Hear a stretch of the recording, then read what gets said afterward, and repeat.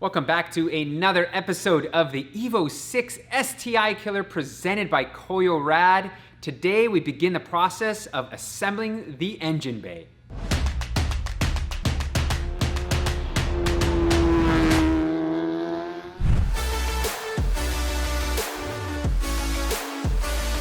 We are gonna get right down into it, and I'm gonna start off by pulling these head bolts out, these studs, because a lot of you commented and said some of these go into the oil galleries in the cylinder head and you may have a leak. So what I'm gonna do is pull all these guys out, put a bunch of Loctite on them, put them back in just to ensure there's no leakage.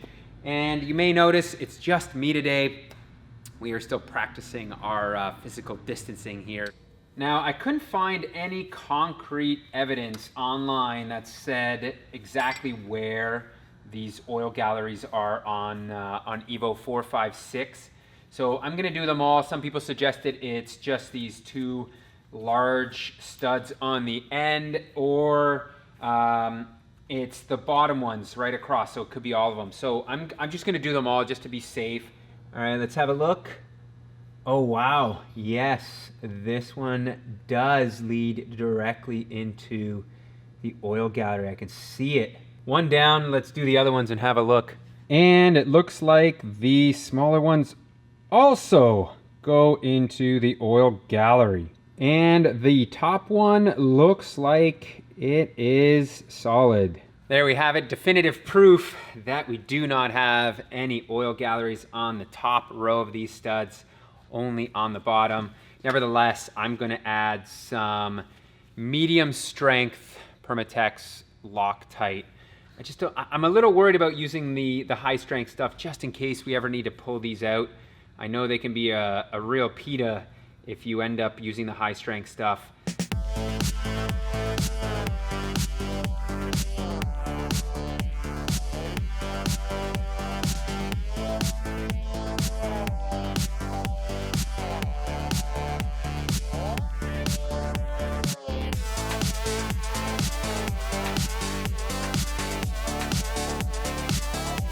Our full race manifold is back from stripping tech and it has been Cerakoted.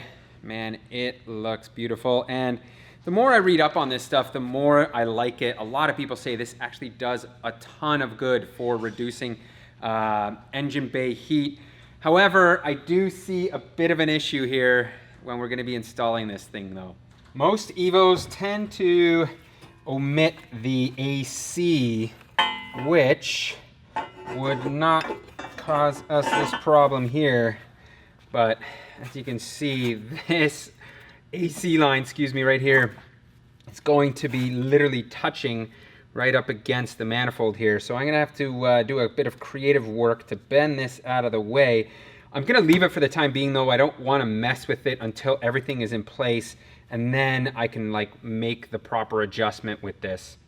I just finished installing our Garrett G25550 turbo and the tile wastegate, and man, I gotta say, it is tight in there. I'm gonna have to put the rad in here to see how much space we're working with, but this is going to be a compact setup for sure.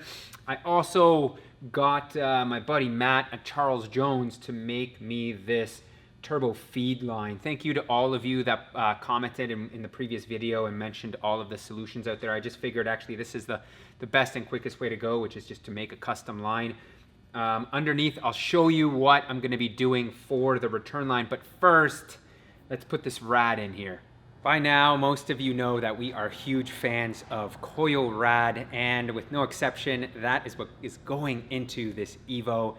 And this is their direct drop-in 4, 5, 6 radiator. It is their Hyper Series core, which means it's gonna give you a lot more efficiency without making it too thick. So this is a 48 millimeter thick core, and they accomplish that by doubling almost the amount of tubes and fins per inch that you get versus the factory one. So you're gonna get a much better working core, and at only 48 millimeters thick, that's a really good thing because we are at a premium for space up front here, which I'll show you in a second.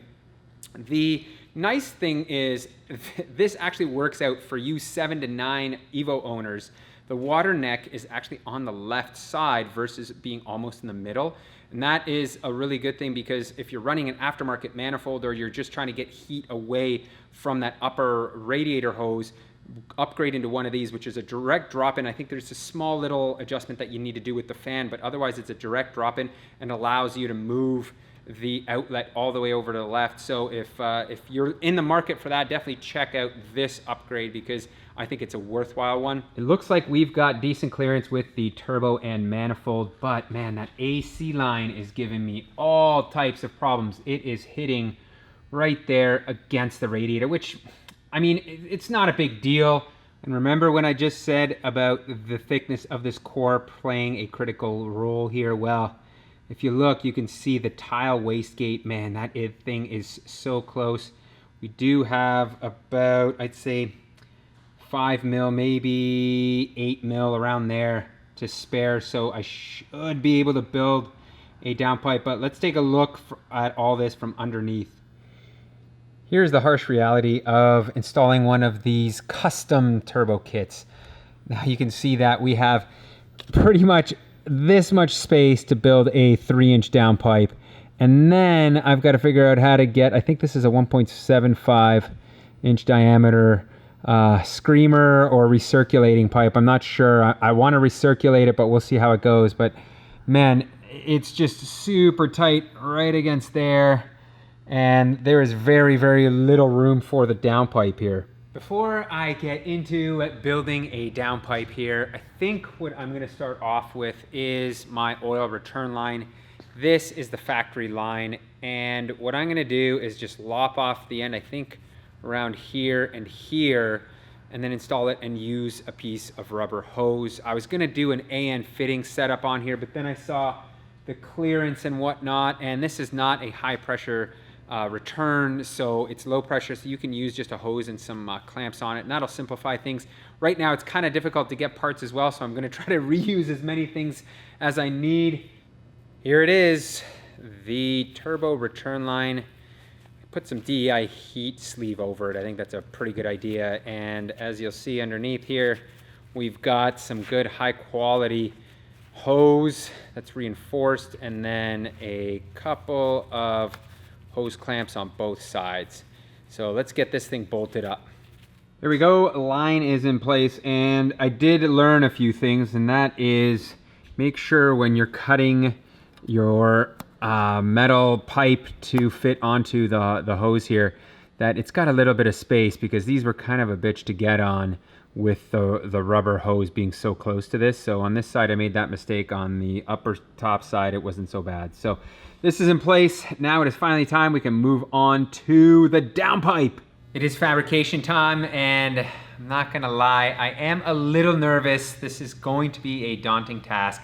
There is very, very little room up here, but I have, I think, the tools to make it work, and that is Vibrant Fabrication Components. Let's start off with the downpipe.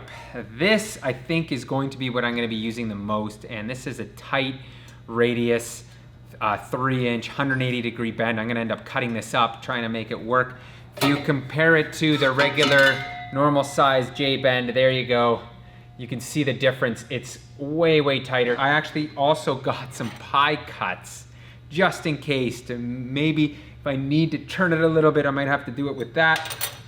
The dump pipe is 1.75 inches, got some J-bends there, and a bellows that, I don't know, I'm hoping I can use this, but space-wise I may not be able to. We'll see how that goes. This is a flex section. Obviously, I feel you need this in any type of downpipe. You want to have that play. And this is the turbo one. So this is actually built to withstand a little bit more heat and has tougher construction than the regular ones. And obviously, I need a flange to mate up to that G25 exhaust housing. And thankfully, Vibrant has one. So without further ado, I think it is time I get to work here. Cross your fingers for me, because this is going to be, I feel like, a tough ride.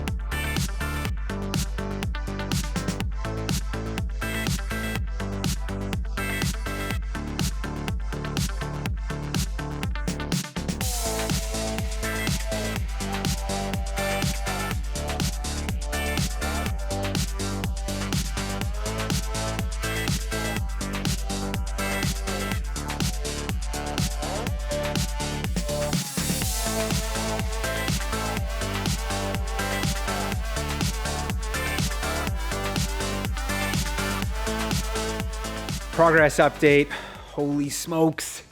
That pipe right there is about 5 hours of work. I've forgotten how much time and effort it takes to actually fabricate things. And my welding's not the best. My cuts aren't the best. This isn't the prettiest piece of work. However, it does look like it fits up pretty decently right now. As you can see, I've got the pipe right down in the middle, and it's fitting up in this area here. And now it is time to continue to fabricate the rest of the system here. However, I'm gonna bolt up the exhaust first, which means I'm gonna put this drive shaft in. Finding an Evo 6 exhaust system in North America can prove difficult unless you have access to Turn 14, which I do. And when I checked their inventory, guess what they had? HKS, high power, silent exhaust system for an Evo 6. Thank you, Turn 14. Kind of random that you stock this, but this turns out to be in my favor because this is like OG HKS. Like if you guys know high power and the silent system, this is from an era like early 2000s where they were building, in my opinion, some of the most high quality stuff. Like check this unit out. It looks so good. It's got a little reinforcement bracket here. So let's get this thing bolted on. I'm excited to show you what it looks like on the car. This has got to be the best exhaust system for the Evo. Check this thing out, people. Man, it is looking so, so good. Tucks nicely right along here and runs up to, check this out. That is a Tomei titanium test pipe. I had this sitting around in the stash and I figured, you know what? It actually bolts up perfectly and reduces the need for me to build more exhaust piping right here. So now all I've got left to do is that. And it should be pretty simple now, with the exception of right here. This is so odd. There's supposed to be a bracket that goes from this side all the way to this side and bolts onto the exhaust. I don't have that. It wasn't on the previous exhaust system, so I guess I'm just gonna have to fab something up.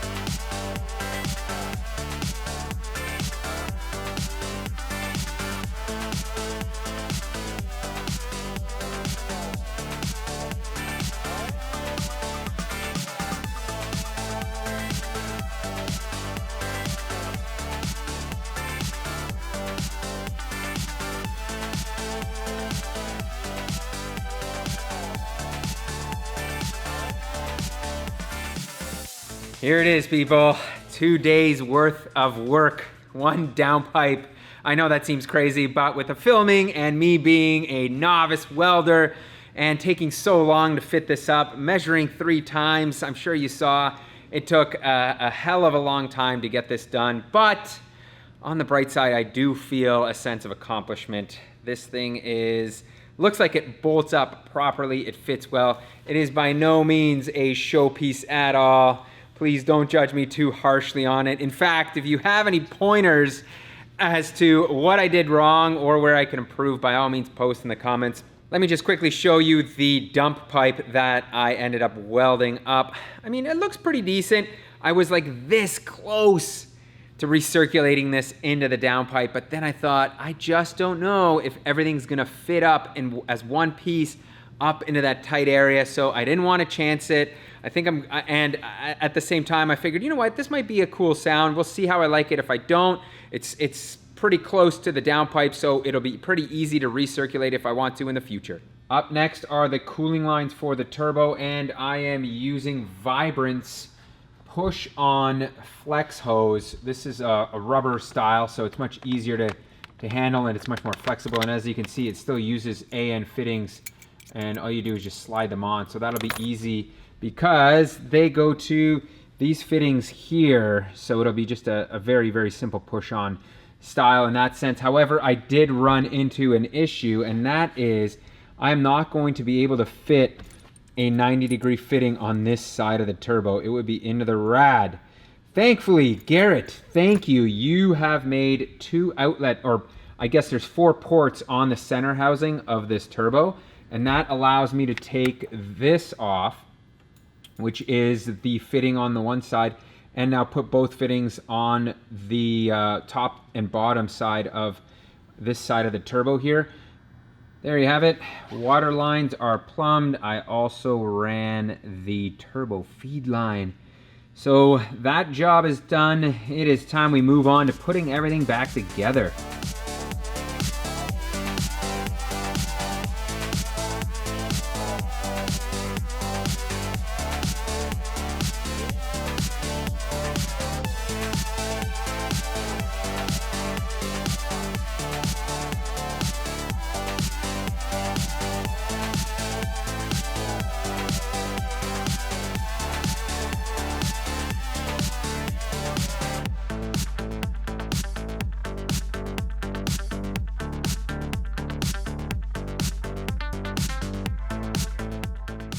Everything's buttoned up, but wow, it's tight, guys. It is really, really tight. Too tight for my liking. There's just so little room in this area to be working with like a custom manifold, like getting that turbo in there, getting that downpipe on, then getting the wastegate in, the dump pipe. Like, it's just all so tight.